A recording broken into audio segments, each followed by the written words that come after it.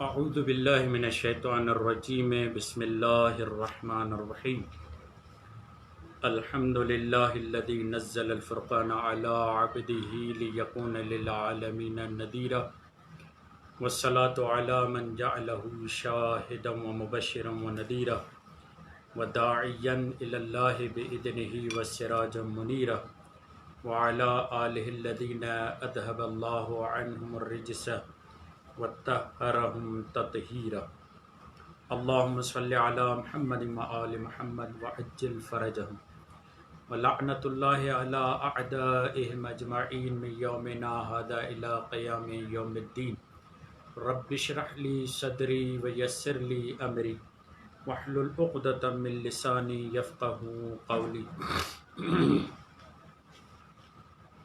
یفقہوا قولی اما بعد فقد قال اللہ سبحانہ وتعالی فی کتابہ المجید وفرقانہ الحمید وقولہ الحق بسم اللہ الرحمن الرحیم ومن آیاتہ ان خلق من انفسکم ازواجا لتسکنوا الیہا وجعل بینکم مودۃ ورحمہ اللہم صلی علی محمد وآل محمد وعجل فرجہم۔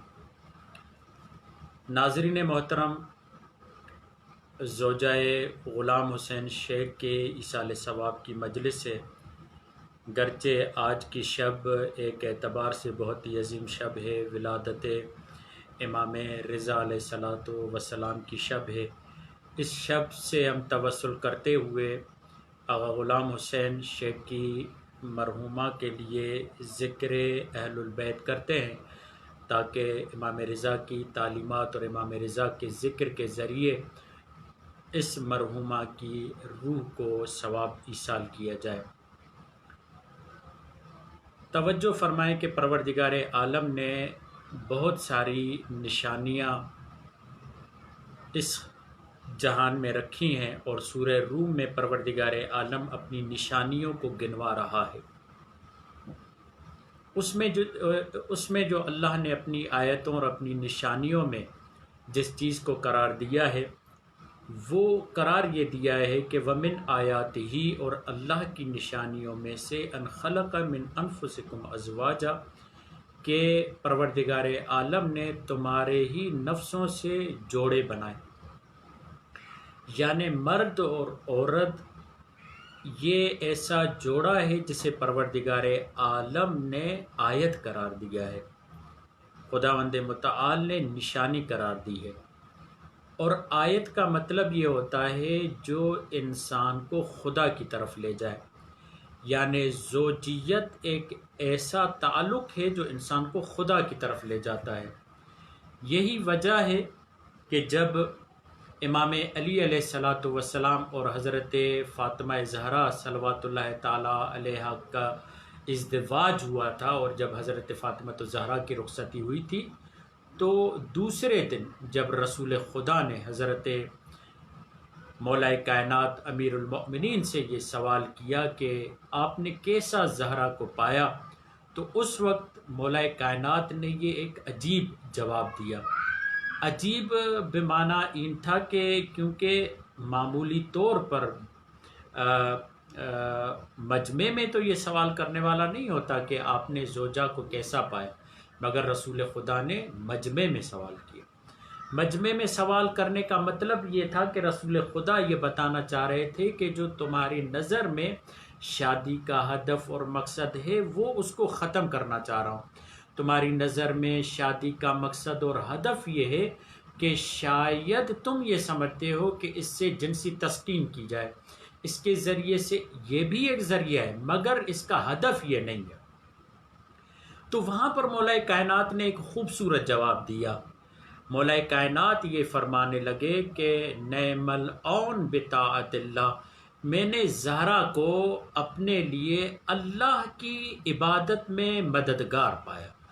اب اندازہ لگائیں کتنا عظیم جملہ مولا کائنات نے فلسفہ ازدواج کے حق میں بیان کیا، اور رہتی دنیا تک یہ پیغام پہنچایا کہ یاد رکھو کہ ازدواج کا مطلب خدا کی طرف سفر کرنا ہے، اور یہی وجہ ہے کہ پروردگار عالم نے جوڑے کو آیت قرار دیا۔ اچھا، میں نے اس آیت کا انتخاب کیوں کیا؟ کیونکہ ظاہر سی بات ہے اگر غلام حسین کی زوجہ کے ایصال ثواب کی مجلس ہے تو اس اعتبار سے چاہتا ہوں کہ چند حقوق ہم زوجہ کے متعلق گفتگو کریں۔ بہت کم ایسا ہوتا ہے کہ ہم اس مظلوم طبقے کے بارے میں، واقعاً عورت ویسے ہی مظلوم ہے، مگر مظلوم طبقے میں زوجہ مظلوم ترین طبقہ ہے۔ اگر آپ توجہ فرمائیں کہ مرد ہو یا عورت، اس کے 4 نقوش ہیں، یا اسے کہیں 5 اس کے کردار ہیں۔ نمبر 1 وہ مرد ہے، نمبر 2 وہ شوہر ہے، نمبر 3 وہ باپ ہے، نمبر 4 وہ بھائی ہے، نمبر 5 وہ بیٹا ہے۔ یہی چیزیں خواتین کے لیے بھی ہیں، یعنی پہلے مرحلے میں وہ عورت ہے، یعنی بحیثیت عورت اس کی ذمہ داری کیا ہے، بحیثیت زوجہ اس کی ذمہ داری کیا ہے، بحیثیت بیوی اس کی ذمہ داری کیا ہے، بحیثیت ماں اس کی ذمہ داری کیا ہے، بحیثیت بیٹی اس کی ذمہ داری کیا ہے، بحیثیت بہن اس کی ذمہ داری کیا ہے۔ بہت ہی اچھے طریقے سے ہم اس انداز سے گفتگو کر سکتے ہیں، یعنی مرد اور عورت، مرد ہوتے ہوئے مرد کی کیا ذمہ داریاں ہیں، عورت ہوتے ہوئے عورت کی کیا ذمہ داریاں ہیں۔ آج ہم یہاں پر گفتگو کر رہے ہیں کہ ایک عورت، ایک خاتون جب زوجہ بنتی ہے تو اس کے کیا حقوق ہوتے ہیں۔ مولا کائنات نے اپنی شادی کے دوسرے دن رسول خدا کو یہ جواب دے کر کہا کہ نعم العون بطاعت اللہ، میں نے حضرت زہرا کو اللہ کی عبادت میں اپنا مددگار پایا۔ یعنی یہاں پر ازدواج کا فلسفہ واضح ہو جاتا ہے، شادی کا فلسفہ واضح ہو جاتا ہے۔ اگر ہم دیکھیں تو ہمارے معاشرے میں اوج، خوشی کا اوج جو ہمارے ہاں سمجھا جاتا ہے وہ ازدواج سمجھا جاتا ہے۔ اسلام نے ازدواج کو خوشی کا اوج قرار نہیں دیا، اسی لیے کہا ہے کہ سمپل سادہ طریقے سے شادی کی جائے، نکاح کیا جائے اور رخصتی کی جائے۔ مگر ہمارے معاشرے میں خوشی کا اوج شادی ہے۔ اگر اس شادی میں بھائی شریک نہ ہو، اگر اس شادی میں بہن شریک نہ ہو، اگر اس شادی میں رشتہ دار شریک نہ ہو تو ایسے لگتا ہے جیسے وہ تیار ہیں کہ گویا کہ جنازہ ہو رہا ہے، شادی نہیں۔ جبکہ اسلام نے اسے مقدس جانا ہے، جبکہ اسلام نے اسے عزت اور احترام دی ہے، مگر خوشی کا اوج قرار نہیں دیا، ذریعہ قرار دیا ہے خدا کی راہ میں راستہ طے کرنے کا۔ ازدواج، شادی ذریعہ ہے خدا کی راہ میں چلنے کا۔ یہاں پر آپ توجہ فرمائیں کہ مولا کائنات یہ فرما رہے ہیں نعم العون بطاعت اللہ، میں نے اللہ کی راہ میں زہرا کو مددگار پایا۔ یہ علی وہ ہے، یہاں پر حق بنتا ہے کہ میں یہ جملہ کہوں، جو عالمین کے مددگار ہیں اپنی عبادت میں، وہ جسے اپنا مددگار پاتے ہیں وہ حضرت فاطمہ الزہرا کی ذات ہے ایسے کہ بعض اوقات ہمیں کہا گیا وَاسْتَعِینُوا بِالصَّبْرِ وَالصَّلَاةِ، اگر تم مدد چاہتے ہو خدا کے قرب کو حاصل کرنے کے لیے تو تم نماز اور روزے کے ذریعے مدد طلب کرو۔ اور کہیں پر یہ بھی ہے کہ اگر تم چاہتے ہو کہ خدا کا قرب حاصل کرو تو شخصیات کے ذریعے قرب حاصل کرو، جیسا کہ دوسری جگہ پر یہ ارشاد فرمایا گیا ہے کہ یا ایھا الذین آمنوا استعینوا بالصبر والصلاۃ۔ اس کے علاوہ یہ ارشاد فرمایا گیا کہ یا ایھا الذین آمنوا اتقوا اللہ وابتغوا الیہ الوسیلہ، تقوی اختیار کرو اور اس تقوی کے طریقہ اسلوب میں ایسے آئیڈیل شخصیات کو تلاش کرو کہ جن کے ذریعے سے تم خدا کا قرب حاصل کر سکو۔ یعنی کچھ شخصیات ایسی ہیں جو خدا کے قریب کرتی ہیں، یعنی علی خود وہ ذات ہے جو خدا کے قریب کرنے والا ہے، مگر علی مولا یہ بتا رہے ہیں کہ شادی کے ذریعے زہرا میرے لیے وہ ذات ہے جو مزید خدا کے قریب کرتی ہے۔ یہاں پر میں ایک نقطہ آپ کو بتاؤں، انسانوں اور حیوانوں میں جو سب سے بڑا فرق ہمیں نظر آتا ہے وہ یہ نظر آتا ہے، سورہ علق میں ایک اشارہ یہ کیا گیا ہے کہ جب انسان بے نیاز ہو جاتا ہے، مستغنی ہو جاتا ہے، فَأَرَّآهُ اسْتَغْنَىٰ فَإِنَّهُ طَغَىٰ، جب وہ مستغنی ہو جاتا ہے تو طغیان پہ اتر آتا ہے، سرکشی پہ اتر آتا ہے اور اپنی حدوں کو پھلانگنا شروع کر دیتا ہے۔ اس کے مقابلے میں اگر آپ دیکھیں جانور، حیوان، درندہ، شیر، چیرنے پھاڑنے والا، جب اس کو غذا دی جاتی ہے اور وہ سیر ہو جاتا ہے تو وہ چپ کر کے بیٹھ جاتا ہے۔ کہتے ہیں یہ عجیب ہے، جب درندے کو کھانا مل جاتا ہے تو وہ چپ کر کے بیٹھ جاتا ہے، اب آپ اس کے قریب بھی جائیں تو وہ آپ پہ حملہ نہیں کرے گا، مگر یہ انسان عجیب ہے، جیسے یہ بے نیاز ہو جاتا ہے، جیسے یہ مستغنی ہو جاتا ہے تو یہ فرعون بن جاتا ہے، یہ اپنی حدوں کو پھلانگنا شروع کر دیتا ہے، مزید حرص کی طرف بڑھتا ہے۔ دوسرا مرحلہ یہ ہے، آپ توجہ فرمائیں کہ یہ باقاعدہ نیشنل جیوگرافک کے ذریعے تحقیق کی گئی ہے۔ جانور جنسی مقاربت تب کرتا ہے جب اسے اولاد پیدا کرنے کی ضرورت ہوتی ہے، جب وہ اپنی نسل کی بقا چاہتا ہے تو وہ جنسی مقاربت کرتا ہے، وہ ایک دوسرے کے قریب آتے ہیں، ورنہ اس کے علاوہ ان کے اندر جنسی مقاربت کا احساس نہیں ہوتا۔ یعنی یہاں پر دوسرا فلسفہ ازدواج کا یہ بتایا جا رہا ہے، جیسا کہ رسول خدا یہ فرما رہے ہیں تناکحوا وتناسلوا، نکاح کرو تاکہ نسل کو آگے بڑھا سکو۔ ایک مرحلہ یہ ہے کہ ازدواج کیا جائے تاکہ خدا کے قریب ہوا جائے، دوسرا مرحلہ یہ ہے کہ نکاح کیا جائے تاکہ اس کے ذریعے سے نسل انسان، نسل مکرم، وہ جو نسل جسے اللہ نے کریم بنایا ہے، وہ جو نسل جس کے لیے اللہ نے کہا ہے کہ ہم نے اس کو باکرامت بنایا، اسے آگے بڑھایا جائے۔ جانوروں کے لیے یہ ہے کہ وہ قریب تب ہوتے ہیں جب انہیں اپنی نسل کی بقا کا اہتمام کرنا ہوتا ہے۔ یہ نہیں کہا جاتا کہ ہم یہاں پر اس بات کے قائل نہیں ہو رہے کہ بس جانوروں کی طرح جب نسل کی ضرورت ہو تب انسان جنسی مقاربت کرے، مگر ازدواج کا مقصد صرف جنسی تسکین نہیں ہے، ہم یہ بتانا چاہتے ہیں۔ اللہ نے ازدواج کو آیتوں میں سے قرار دیا، یعنی یہ ازدواج ہمیں اللہ کے قریب کر دیتا ہے۔ جب انسان شادی کرتا ہے تو آسانی کے ساتھ، سکون کے ساتھ، بہت ہی دل جمعی کے ساتھ خدا کی طرف سفر کرتا ہے۔ اسی لیے ہمیں روایتیں ملتی ہیں کہ اگر انسان شادی شدہ غسل کرتا ہے تو اس کے غسل کا ایک ایک قطرہ جب گرتا ہے تو وہ ایک ایک قطرہ اس کے لیے استغفار کے مرحلے میں شامل ہو جاتا ہے۔ اور جب یہی شادی شدہ انسان آتا ہے خدا کی بارگاہ میں نماز پڑھتا ہے تو یہ اس کا نماز پڑھنا غیر شادی شدہ فرد سے 70 گنا بڑھ جاتا ہے، اس کا سجدہ غیر شادی شدہ سے 70 گنا بڑھ جاتا ہے۔ رسول خدا نے اس لیے یہ جملہ کہا، النکاح من سنتی، نکاح میری سنت ہے، بس جو بھی اس سے اعراض کرے، النکاح سنتی، نکاح میری سنت ہے، فمن رغب عن سنتی فلیس منی، بس جو اس سنت سے روگردانی کرے وہ مجھ میں سے نہیں ہے، میری امت میں سے نہیں، وہ مجھ میں سے نہیں ہے۔ عجیب ہے، یعنی رسول خدا کی ذات میں ہونے کے لیے، رسول خدا کا حصہ بننے کے لیے۔ اور یہاں پر ایک اور بھی نقطہ ہے جو اس کی طرف آگے میں بڑھوں گا۔ رسول خدا یہ فرما رہے ہیں کہ اگر تم ازدواج کرو گے تو مجھ میں سے ہو جاؤ گے۔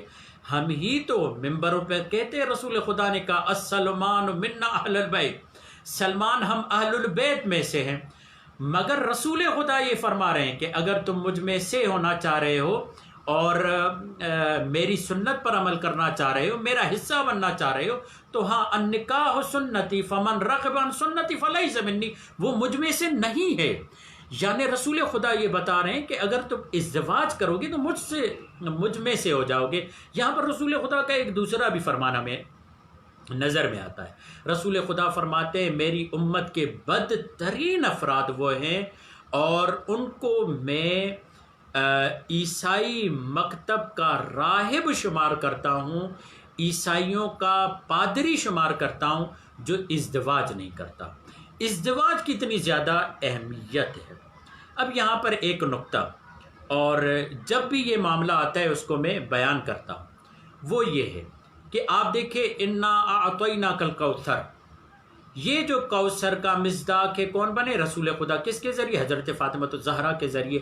بس اللہ نے کیا کہا؟ انا اعطیناک الکوثر، اے میرے حبیب آپ کو ہم کوثر عطا کر رہے ہیں، فصلی لربک وانحر، آپ نماز پڑھیں، حالانکہ رسول خدا نماز پڑھتے تھے، آپ نماز پڑھیں اور اللہ کی بارگاہ میں قربانی کریں۔ اور اس کے بعد کا ان شانئک هو الابتر، آپ کا دشمن بے نسل ہے، ابتر ہے۔ اب یہاں پر جو آل رسول اور آل کوثر کا ماننے والا ہے اسے ازدواج کرنا چاہیے، ورنہ تو ابتر تو رسول خدا کا دشمن ہے، رسول خدا کا دوست، رسول خدا کی آل سے محبت کرنے والا ابتر نہیں، وہ صاحب کوثر ہوا کرتا ہے۔ درود پڑھیے محمد والی۔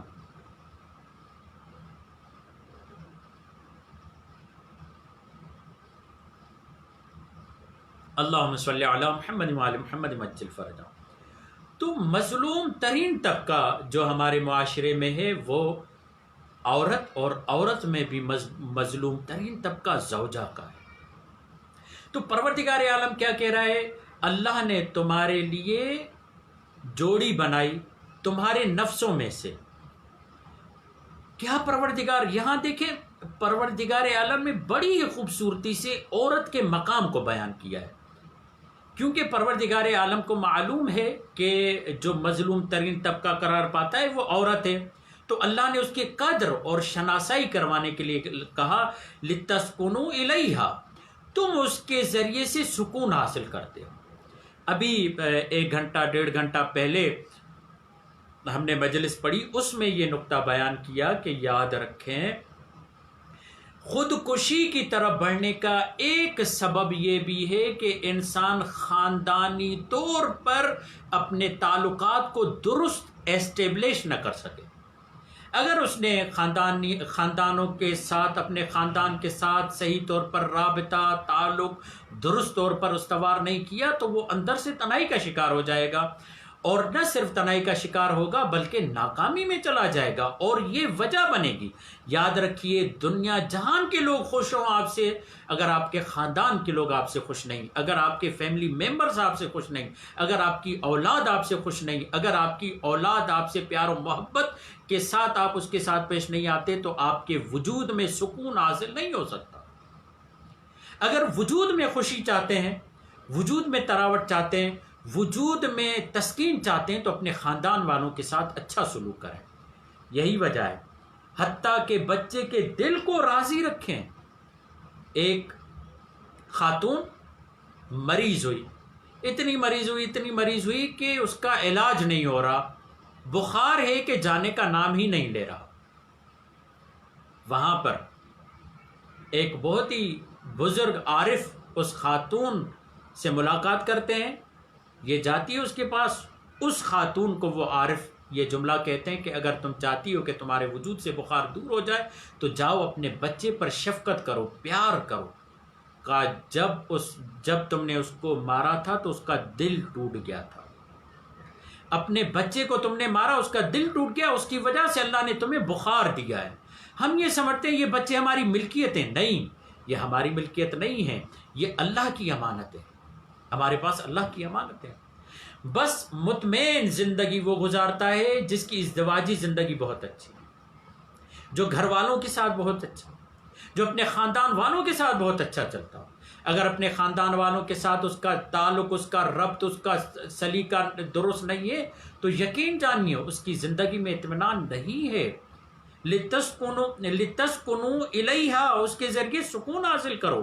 وَجَعَلَ بَيْنَكُمْ مَوَدَّةً وَرَحْمَةً، عجیب آیت ہے کہ اللہ نے ان دو جوڑوں، یہاں پر اس فلسفے کی بھی تردید ہوتی ہے، بعض لوگ کہتے ہیں شادی سے پہلے محبت کرنی چاہیے، نہیں، اللہ نے یہ سسٹم رکھا ہے کہ جیسے ہی شادی ہوگی مودت کو قرار دے گا۔ محبت لفظ نہیں آیا، مودت لفظ آیا ہے۔ اب توجہ فرمائے، مودت کیا ہے؟ مودت، عجیب، توجہ فرمائیے گا، مودت کیا ہے؟ مودت یہ ہے، پروردگار عالم یہ کہتا ہے کہ یاد رکھو میں اہل البیت کے لیے تم سے مودت کو طلب کرتا ہوں، یہی کہا قُلْ لَا أَسْأَلُكُمْ عَلَيْهِ أَجْرًا إِلَّا الْمَوَدَّةَ فِي الْقُرْبَى، میں تم سے اہل البیت کے لیے کیا کرتا ہوں؟ مودت کو طلب کرتا ہوں کہ اہل البیت سے مودت کرو۔ یہاں پر یہ نہیں کہا کہ اپنی زوجہ سے مودت کرو یا زوجہ تم سے مودت کرے، نہیں، بلکہ پروردگار عالم یہ کہتا ہے وَجَعَلَ بَيْنَكُمْ مَوَدَّةً وَرَحْمَةً، میں خود قرار دیتا ہوں تمہارے وجود میں مودت اور رحمت کو، یعنی وہاں طلب کی جا رہی ہے، یہاں پر پروردگار عالم نے قرار دے دیا ہے مودت کو۔ بس یہ نعرے جھوٹے ہیں کہ شادی سے پہلے محبت ہو. اور یہاں پر میں بتا دوں دنیاوی تجربہ ہے جو ارینج میرج ہوتی ہے وہ لو میرج سے زیادہ کامیاب ہوتی ہے، کیونکہ یہ یاد رکھے شادی دو فردوں کے درمیان نہیں ہوتی بلکہ دو خاندانوں کا بندھن ہوتا ہے. دو خاندان جڑتے ہیں جس میں صرف دو فرد ہوں. لو میرج میں وہ ٹوٹتی بھی بڑی آسانی سے، مگر جس میں دو خاندان ملے ہوئے ہوں وہ شادی آسانی سے نہیں ٹوٹتی. پروردگار عالم نے مودت اور رحمت کو قرار دیا. بس جب یہ خاتون، اب یہ آیت کا نتیجہ دیکھیں، جب یہ خاتون آتی ہے گھر میں تو کیا لے کر آتی ہے؟ سکون لے کر آتی ہے. کیا لے کر آتی ہے؟ مودت لے کر آتی ہے. کیا لے کر آتی ہے؟ رحمت لے کر آتی ہے. کس نے کہا کہ صرف بیٹی رحمت ہوتی ہے؟ نہیں، جہاں بھی خاتون جائے گی وہ رحمت ہی لے کر آئے گی. زہرا اگر رسول خدا کے گھر میں ہے تب بھی رحمت ہے، زہرا اگر علی کے گھر میں ہے تب بھی رحمت ہے. جو بھی خاتون اپنے باپ کے گھر کو چھوڑ کر اپنے شوہر کے گھر جاتی ہے وہ رحمت بن کر آتی ہے. واقعی یہ بہت مظلوم ترین طبقہ ہے. اسی لیے پروردگار عالم تاکید کر رہا ہے کہ ان سے محبت سے، سورہ روم کی آیت نمبر 21 ہے، ان سے محبت سے پیش آؤ. دو حقوق ہیں، ایک حقوق آئینی و قانونی حق ہے، شرعی حق ہے زوجہ کا، وہ ہے نان و نفقہ دینا، ضروریات زندگی اس کے لیے پوری کرنا. دوسرا حق ہے اخلاقی و انسانی حق. مگر یہاں میں ایک اور آیت آپ کے سامنے پیش کروں. آیت کا ایک ٹکڑا ہے. پروردگار عالم نے زوجہ کی تعریف اور شوہر کی تعریف میں یوں جملہ کہا ہے، ہن لباس لکم وانتم لباس لہن، وہ تمہارا لباس ہے تم اس کا لباس ہو. کتنی پیاری تعبیر پیش کی گئی ہے کہ اتنے محرم ہیں، اتنے ان کے آپس میں راز ہے کہ ایک دوسرے کا لباس ہیں. اگر ایک دوسرے کی غیبت کریں تو گویا کہ یہ اپنے ایک دوسرے کا لباس اتار رہے. بس خاتون کے حقوق جو ہیں وہ آئینی اور قانونی حقوق بھی ہیں، اخلاقی اور انسانی حقوق بھی ہیں. آئینی حق یہ ہے کہ اسے نان و نفقہ دینا چاہیے. آئینی حق یہ ہے کہ اس پر ظلم نہیں کرنا چاہیے. اور جو اخلاقی حقوق ہیں وہ یہ ہیں کہ اس کی عزت کرنی چاہیے، اس کے حقوق کی رعایت کرنی چاہیے، اسے آرام و اطمینان اور سکون دینا چاہیے.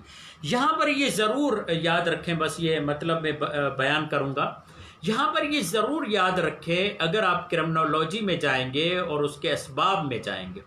جب حضرت فاطمہ الزہرا کے ایام تھے اور پاکستان آنا ہوا تھا تو ہم نے اس مطلب کی طرف توجہ دلائی تھی. برا نہیں ہے کہ یہاں بھی اس مطلب کو بیان کیا جائے. اسباب جرمیات میں سے ایک سبب کہ بچہ کیوں مجرم بنتا ہے کا اس کی ایک وجہ یہ ہے کہ وہ زیادہ تر افراد مجرم بنے ہیں جن کے ماں باپ آپس میں ایک دوسرے کی عزت نہیں کرتے. یاد رکھیے وہ بچہ محترم ہوتا ہے جس کا باپ اس کی ماں کو عزت دیتا ہے. اسی لیے یہاں پر ایک حدیث اور ایک روایت ہے رسول خدا کا صلی اللہ علیہ وآلہ وسلم کا فرمان یہاں پر ہمیں ملتا ہے. رسول خدا صلی اللہ علیہ وآلہ وسلم یہ جملہ فرماتے ہیں کہ یاد رکھو تمہاری زوجہ کا حق تمہاری اولاد کی وجہ سے بڑھ جاتا ہے. یعنی گویا کہ رسول خدا یہ فرما رہے ہیں کہ تمہاری اولاد کا تم پر حق یہ تو ہے بنیادی طور پر اس کا اچھا نام رکھو، اس کی تربیت کرو، اسے اچھا ماحول دو. اس میں سے ایک حق رسول خدا یہ فرماتے ہیں تمہاری اولاد کا تم پر حق یہ ہے کہ اس کی ماں کا احترام کرو. یا رسول اللہ کیا زوجہ ہوتے ہوئے احترام نہیں؟ کہا ہاں زوجہ ہوتے ہوئے احترام ہے، مگر جب یہ ماں بن جاتی ہے، آپ عجیب دیکھیں، یہ پھر یہاں سے ایک بحث چھڑے گی. عجیب دیکھیں کہ جو کنیزیں پہلے کنیزیں ہوتی ہیں مگر جیسے ہی اللہ اس سے اولاد دے دے، بیٹا دیتے، وہ ام ولد ہو جاتی ہے، پھر وہ کنیز نہیں رہتی، زوجہ کا درجہ اختیار کر لیتی ہے. یعنی اللہ کی طرف سے یہ حق حاصل ہو جاتا ہے اسے. اسی طریقے سے رسول خدا یہ فرما رہے ہیں کہ جس خاتون سے تمہیں اولاد ہوتی ہے اس کی عزت بڑھ جاتی ہے. اور روایتوں میں تاکید بھی ہے کہ ایسی نسل میں شادی کرو جہاں سے اولاد کثرت سے پیدا ہو. تو یا رسول اللہ یہ کیوں کہہ رہے ہیں کہ آپ اولاد کا حق یہ کہ اس کی ماں کا احترام کریں؟ کیا زوجہ کا احترام؟ کہا ہے، مگر ویسے بھی ہمارے معاشرے میں بھی ایسا ہے کہ جب اولاد ہوتی ہے تو پھر عورت کی قدر زیادہ ہو جاتی ہے، بڑھ جاتی ہے. پھر پہلے یہ کہتا تھا یہ میری زوجہ ہے، اب یہ کہتا ہے یہ میرے بچوں کی ماں ہے. یعنی رسول خدا یہ فرمانا چاہ رہے ہیں کہ اگر تم نے اس کی ماں کا احترام کیا، اس کی ماں کی عزت کی، تو بچے میں عزت آئے گی. اور یہ یاد رکھیے، جن بچوں کے اندر وقار اور احساس عزت نہیں، وہ جرمیات کی طرف بڑھتے ہیں. جھوٹ وہی بولتے ہیں جن کے وجود میں عزت کا احساس نہیں. جرم کی طرف وہی بڑھتے ہیں جن کے وجود میں احساس عزت، حمیت عزت، غیرت عزت نہیں ہے.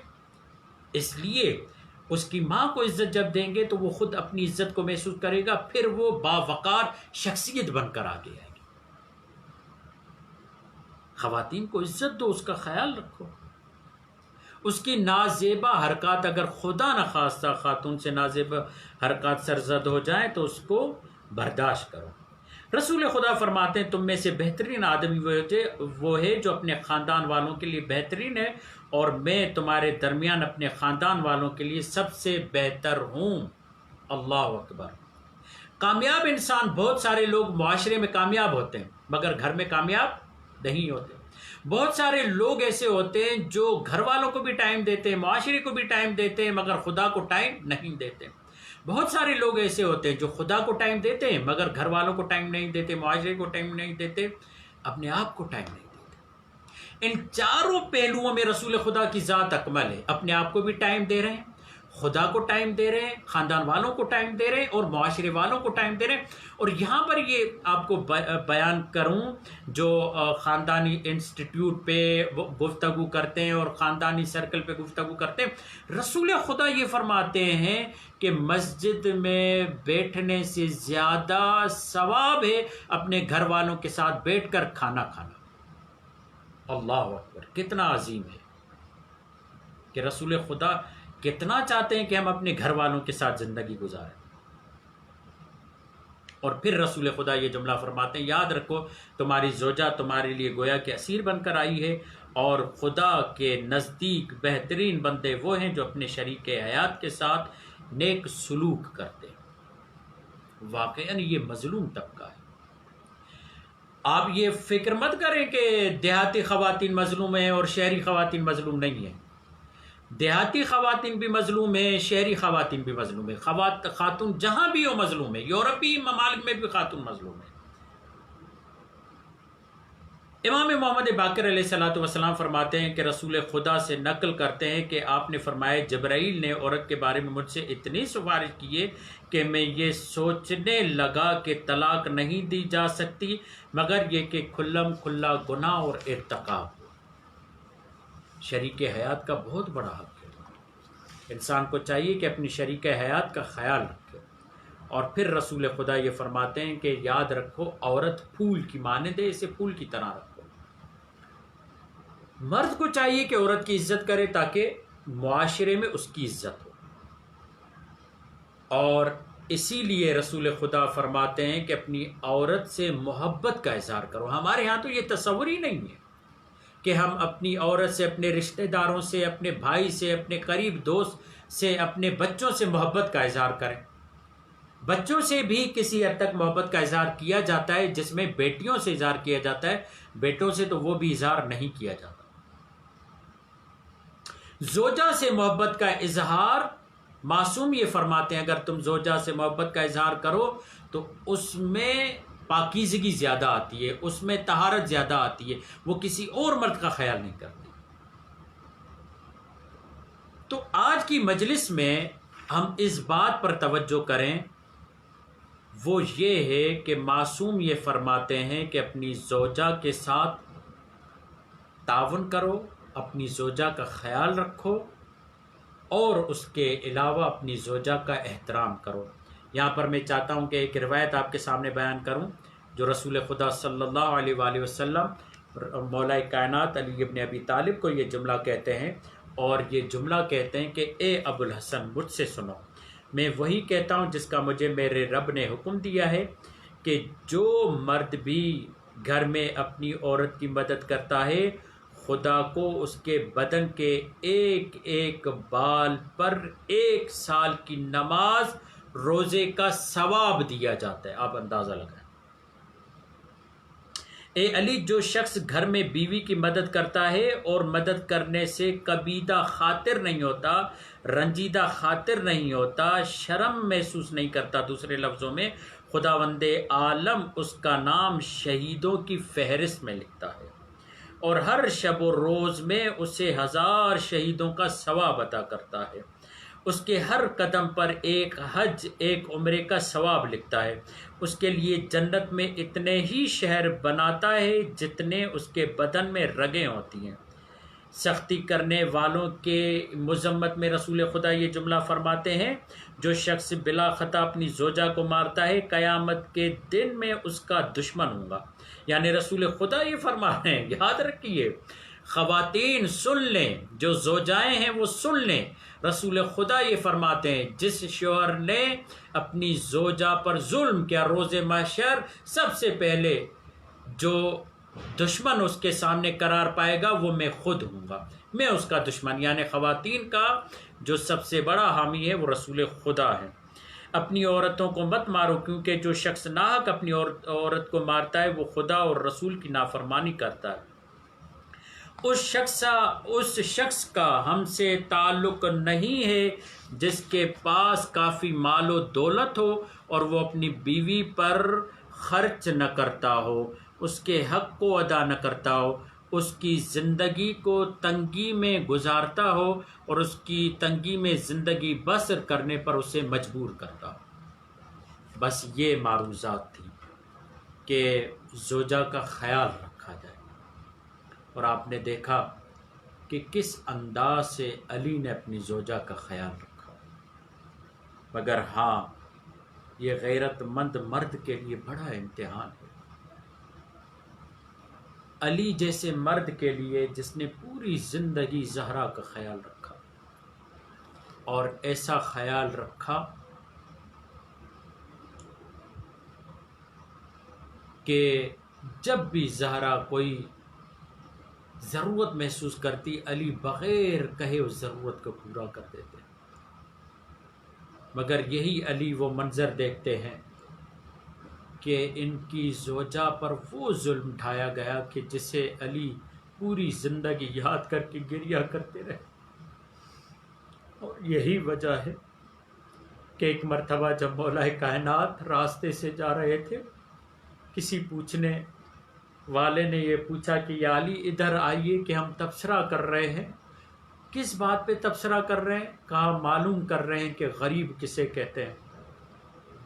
تو ایک نے کہا ہم میں سے غریب وہ ہے جو اپنے وطن میں ہو مگر اس کے پاس مال نہ ہو. دوسرے نے کہا کہ میں نے کہا ہے غریب وہ ہے جو بے وطن ہو. مولا کائنات نے کہا کہ مجھ سے معلوم کرنا چاہتے ہو کہ غریب کسے کہتے ہیں؟ کہا مولا ہم نے اسی لیے آپ کو بلایا ہے کہ آپ ہمیں یہ بتائیں کہ غریب کسے کہتے ہیں. اس وقت مولا کائنات نے یہ جملہ کہا، غریب اسے کہتے ہیں کہ اس کے سامنے رسول کی بیٹی اور اس کی زوجہ پر ہاتھ اٹھایا جائے اور وہ صبر کرتا.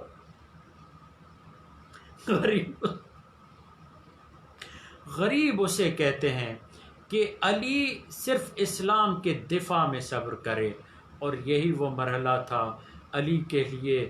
اسی لیے علی مولا کو جب یہ خبر ملی نا کہ زہرا اس دنیا سے چل بسی ہیں، خدا کی قسم راوی یہ کہتا ہے کہ مجھے ایک مرتبہ زمین پر علی کے گرنے کی آواز محسوس ہوئی. جب میں نے دیکھا تو علی زمین پہ غش کھا کے گر گئے. گویا علی کے لیے زہرا کی موت کی خبر گویا کہ پہاڑ بن کر اتری. اور جب علی زہرا کی طرف آ رہے تھے تو چل نہیں پا رہے تھے، وقفوں سے چلتے چلتے آ رہے تھے. ہاں آزادارو، بس ایک روایت، کیونکہ ماحول نہیں بن پا رہا، شب ایسی ہے، مگر ایک روایت علی نے زہرا کو دفنایا، غسل دیا، تمام معاملات ہو گئے. سلمان یہ کہتا ہے کئی دنوں کے بعد جب میں مولا علی کے پاس گیا اور دروازے پہ کھڑے ہو کر اجازت چاہی کہ آقا اجازت ہے، تو اس وقت مولا علی نے کہا اے سلمان اب آ جاؤ، اب تو وہ ذات نہیں رہی جس کی وجہ سے تمہیں اجازت لینی پڑتی تھی۔ اور اس وقت مولا علی نے بی بی زہرا کو یاد کر کے گریہ کیا، اور جب باہر گئے واپس آئے، علی مولا اس دروازے پر بیٹھ گئے جو جلا ہوا حصہ تھا اور وہاں پر روئے۔ سلمان یہ کہتا ہے کہ علی اتنا روئے کہ علی اب بول نہیں سکتے، صرف اشارے کر رہے ہیں۔ کیا اشارہ کیا؟ سلمان دیکھ رہے ہو، یہ وہ جگہ ہے جہاں پر میری زہرا کو گرایا گیا، سلمان یہ وہ جگہ ہے جہاں پر میری زہرا پر تازیانے مارے گئے، سلمان یہ وہ جگہ ہے جہاں پر میری زہرا کے اوپر دروازے کا پاٹ گرایا گیا، سلمان یہ وہ جگہ ہے جہاں پر میری زہرا کے محسن کو مارا۔ الا لعنت اللہ علی قوم الظالمین وسیعلم الذین ظلموا ای منقلب ینقلبون۔ سورۃ الفاتحہ کی تلاوت فرمائیں۔ غلام حسین شیخ کی زوجہ کے لیے ایک مرتبہ سورہ فاتحہ، 3 مرتبہ سورہ اخلاص۔